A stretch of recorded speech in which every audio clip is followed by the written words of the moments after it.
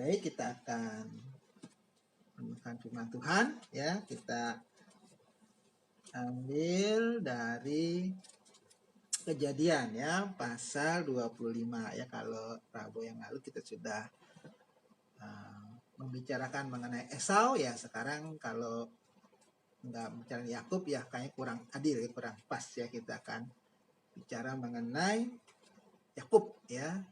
Yakub. Jadi saudara kembarnya Esau. Kita buka firman Tuhan dari Kejadian pasal 25 ayat 19 sampai 23. Ya, Kejadian pasal 25 ayat 19 sampai 23.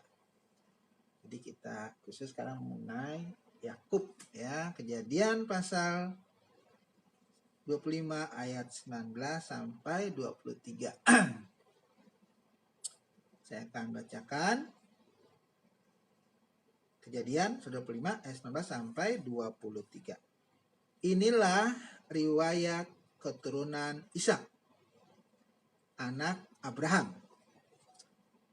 Abraham memperanakan Ishak, dan Ishak berumur 40 tahun ketika Ribka, anak Betuel, orang Aram dari Padan Aram, saudara perempuan Laban, orang Aram itu, diambilnya menjadi istrinya. Berdoalah Ishak kepada Tuhan untuk istrinya, sebab istrinya itu mandul. Tuhan mengabulkan doanya, sehingga Ribka istrinya itu mengandung. Tetapi anak-anaknya bertolak-tolakan di dalam rahimnya, dan ia berkata, jika demikian halnya, mengapa aku hidup? Dan ia pergi meminta petunjuk kepada Tuhan. Firman Tuhan kepadanya, dua bangsa ada dalam kandunganmu, dan dua suku bangsa akan berpencar dari dalam rahimmu. Suku bangsa yang satu akan lebih kuat dari yang lain, dan anak yang tua akan menjadi hamba kepada anak yang muda. Nah, itulah.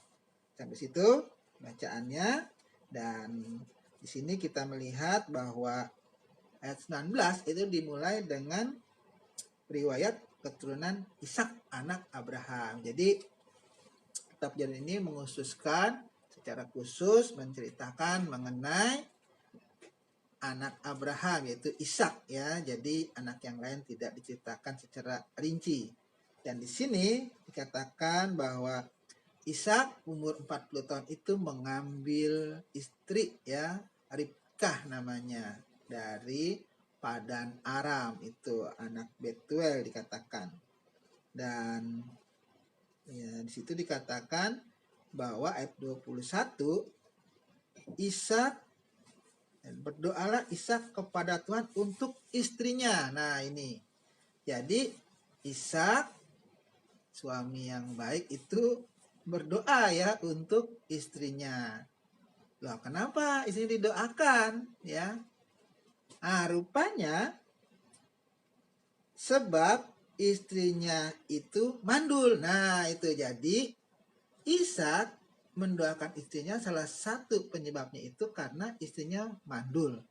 Artinya dia tidak bisa punya anak ya.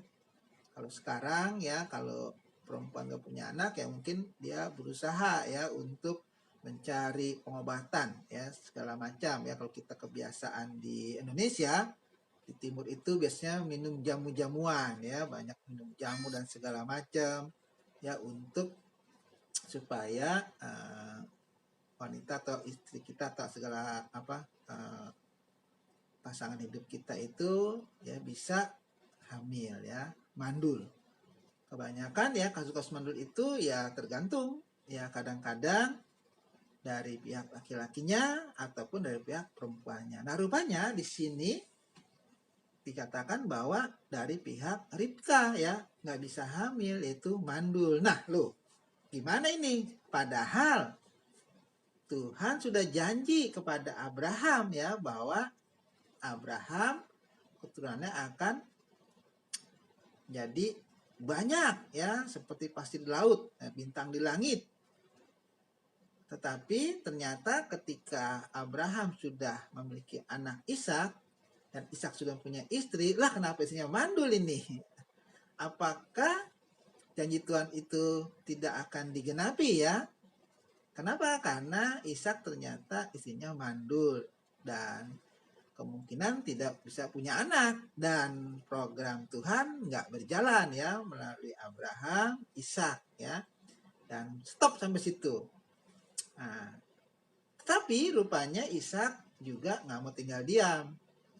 Dia datang kepada Tuhan ya, dia berdoa kepada Tuhan, dikatakan karena istrinya mandul, sebab istrinya itu mandul ya, tepat itu. Sebetulnya pun ya kalau kita, karena kita tahu ceritanya sekarang ya, Ishak nggak berdoa pun ya, Tuhan pasti membuat Ribka pasti hamil. Tetapi kita di sini melihat ya, diajarkan oleh firman Tuhan bahwa ketika menghadapi masalah persoalan itu ya, walaupun Tuhan pasti tolong ya, tetap harus datang kepada Tuhan ya.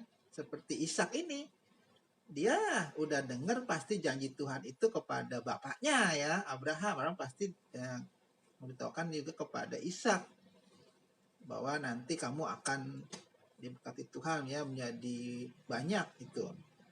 Dan Ishak juga tahu, tetapi Ishak pun ya sepanjang hidupnya itu melihat istrinya juga mandul ya, dia tepat datang kepada Tuhan ya, kepada Yehova itu, Elohim ya, atau Adonai lah dalam bahasa Ibrani-nya. Datang ya, dan dia katakan berdoa ya, datang dalam doa. Dan ini enaknya ya, dikatakan Tuhan itu mengabulkan doanya itu ya. Ishak datang kepada Tuhan, dia ada katakan Tuhan mengabulkan doanya itu ya. Apa doanya? Yaitu istrinya tidak jadi mandul tetapi mengandung ya. Bahkan dapat bonus itu, mengandungnya anaknya nggak satu tapi dua ya sekaligus ya, anak kembar dikatakan di situ ya. Sehingga Ribka istrinya itu mengandung itu ya, jadi mengandung. Dan tetapi anak-anaknya bertolak-tolakan di dalam rahimnya, dan ia berkata, nah itu ya, jadi ketika Ishak sudah berdoa, Tuhan mengabulkan doanya. Ternyata anak yang dalam perut Ribka itu, yang dikandungnya itu ada dua ya, anak kembar. Tahu dua sekarang ya, memang kembar itu bisa lebih karena dua kita tahu ya, Esau dan Yakub ya. Nah, tetapi di sini dijelaskan bahwa di dalam kandungan Ribka, anak itu bertolak-tolakan ya. Mungkin kalau sekarang istilahnya itu berantem dalam perut ya. Ya mungkin main tendang-tendangan tuh kakinya, kita nggak tahu ya. Pokoknya bertolak-tolakan ya. Udah nggak akur, dalam perutnya udah kagak akur ya. Nah, dikatakan di situ. Nah, ketika seperti itu rupanya itu sangat apa ya, mengganggu sekali bagi ibunya ya. Sampai dia ungkapkan begini, jika demikian halnya, mengapa aku hidup? Nah, karena saya laki-laki, nggak tahu ya, mungkin wanita yang pernah mengandung itu ya, pasti tahu itu, mengandung anak kembar atau apa. Ya bagaimana rasanya tuh kalau anaknya itu dalam rahimnya itu ya saling apa ya, bergerak ya, tolak-tolakan itu pasti yang ibu-ibu pasti tahu tuh. Sehingga seperti Ribka ini sampai mau mati itu yang buat apa hidup itu kalau dalam perutnya ini anaknya udah berantem misalnya ya, udah musuh ya, udah musuhan gitu. Nah, dia sampai mengungkapkan bagaimana ini kalau terus seperti ini ya, anaknya itu nggak aku dalam perut, dan dia katakan ya mengapa aku hidup itu ya.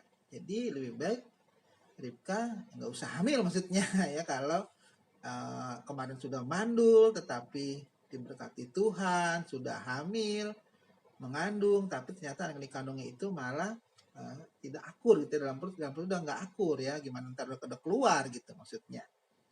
Nah tetapi setelah itu dia bilang dan ia, nah ini Ribka, dan ia pergi meminta petunjuk kepada Tuhan. Nah ini bagus ya. Ishak suaminya ketika melihat Ribka itu mandul, dia datang berdoa kepada Tuhan. Ribka juga istrinya ketika sudah mengandung dan menghadapi masalah yang dia alami, yang Ishak juga nggak tahu mungkin ya karena nggak merasakan, dia juga pergi atau kalau seperti di atas berdoa ya kepada Tuhan, dikatakan minta petunjuk Tuhan, ya itu sama juga berdoa maksudnya ya. Jadi Ishak juga berdoa, Ribka juga berdoa kepada Tuhan ya. Itu dua-duanya bagus. Artinya kita lihat bisa buktikan bahwa pemilihan Ishak ya mengambil istri dari keluarga ya, di keluarga mereka ya di Padang Aram itu pemilihan yang tepat ya. Karena apa? Karena baik Ishak ya menyembah kepada Tuhan, Ribka pun ya menyembah kepada Tuhan. Itu mudahnya kalau mencari istri yang seiman maksudnya ya. Sama-sama dua-duanya menyembah kepada Tuhan. Makanya Ribka sama Ishak sama Ribka nanti itu nggak suka ya Esau itu mengambil istri dari orang Kanaan, bukan karena memang orang Kanaan itu jelek-jelek ya, tetapi ini intinya bahwa orang-orang yang tidak seiman itu akan menyulitkan ya kalau mereka ada masalah ya tidak minta kepada Tuhan. Di sini kita dikasih contoh bagus sekali nih. Ishak ketika lihat Ribka mengandung tidak bisa mengandung, mandul, dia datang kepada Tuhan. Ribka ketika dia menghadapi masalah dengan kandungannya juga datang kepada Tuhan. Istilah itu minta petunjuk Tuhan ya, minta petunjuk Elohim, Yehwa atau Yahweh lah itu, Adonai sebutannya ya. Karena pada waktu itu banyak sekali kalau mereka mau pilih minta petunjuk pada siapa, kan dewa-dewa itu banyak zaman itu ya, tetapi Ishak, Ribka memilih dia datang kepada Tuhan, kepada Yehova ya, pada Adonai itu. Dan dikatakan di sini firman Tuhan kepadanya ayat 23, dua bangsa ada dalam kandunganmu. Nah ini ya, Tuhan sudah tahu dalam perut Ribka itu ada dua bangsa ya dalam kandungannya. Dan dua suku bangsa akan berpencar dari dalam rahimmu itu ya. Jadi ada dua bangsa, kemudian dua suku bangsa itu akan berpencar di dalam rahimmu. Itu sebabnya makanya itu bertolak-tolak maksudnya ya. Nah, suku bangsa yang satu akan lebih kuat dari yang lain. Artinya, walaupun mereka kembar, wajahnya mirip sama, tetapi salah satunya akan lebih kuat daripada yang satunya gitu ya. Kuat apanya ya kita nggak tahu, apa kuat badannya ya atau kuat, tapi yang jelas kuat salah satu apa ya. Nah ini dikatakan dan anak yang tua akan menjadi hamba kepada anak yang muda. Oh rupanya kuatnya seperti itu, artinya yang tua itu akan menjadi hamba ya kepada anak yang muda. Artinya ya kalau kembar kan lahir duluan itu lebih tua, kemudian belakangan lahir satu lagi itu berarti yang lebih muda ya, yang sulung dan yang bungsu.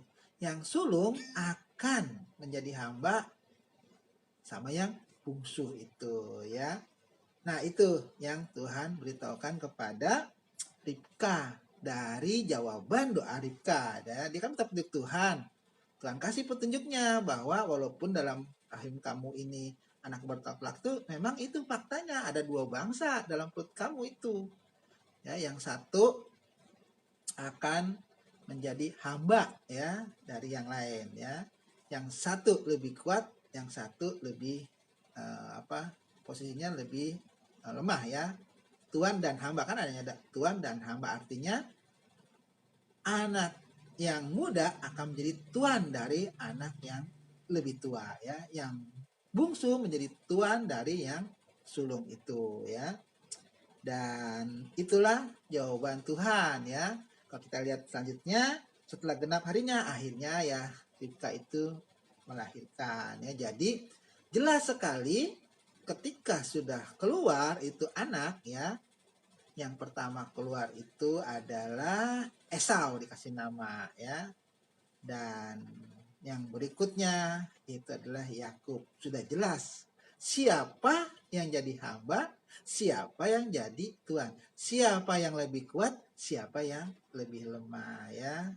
Nah, dari situ sebetulnya Ishak sudah mengerti ya, berkat itu harus diturunkan kepada siapa. Itu nanti kita akan lanjutkan ya pada jam kebaktian yang akan datang. Jadi kita tahu di sini ada, kita mengambil pelajaran apa?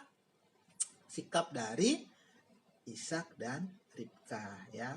Ketika mereka menghadapi masalah ya, Ishak sebagai suami Ribka itu melihat istrinya mandul, dia nggak cari alternatif itu pengobatan ya dari dukun-dukun yang lain, tetapi dia datang kepada Tuhan dan Tuhan kasih jawabannya langsung itu, tokcer ya, Ribka langsung mengandung. Nah, ketika Ribka juga menghadapi masalah ya, dia nggak cari kemana-mana, dia juga datang kepada Tuhan ya, dia minta petunjuk sama Tuhan dan Tuhan kasih jawabannya. Nah, itulah contoh yang baik ya, kalau suami istri saling mendoakan dan doanya juga sama tujuannya itu kepada Tuhan ya. Kalau memang punya pasangan yang seiman, itu yang paling bagus ya, dua-duanya itu menyembah kepada Tuhan. Kalau satunya bukan seiman, akan banyak masalah akan timbul. Tapi kalau seiman itu kemungkinan besar ya, bisa dilihat dari contoh Ishak dan Ribka ya. Makanya kalau kita mencari pasangan ya cari yang seiman ya, minta sama Tuhan ya. Buktinya aja Ishak, Ribka bisa kok ya datang kepada Tuhan, dia bisa dapat yang sesuai dengan apa yang dia doakan ya. Bagi yang belum punya pasangan juga ya, harusnya seperti Ishak dan Ribka, datang sama Tuhan dan Tuhan pasti akan kasih jawaban yang tepat sesuai dengan kehendak Tuhan ya. Itu aja firman Tuhan. Kita akan kembali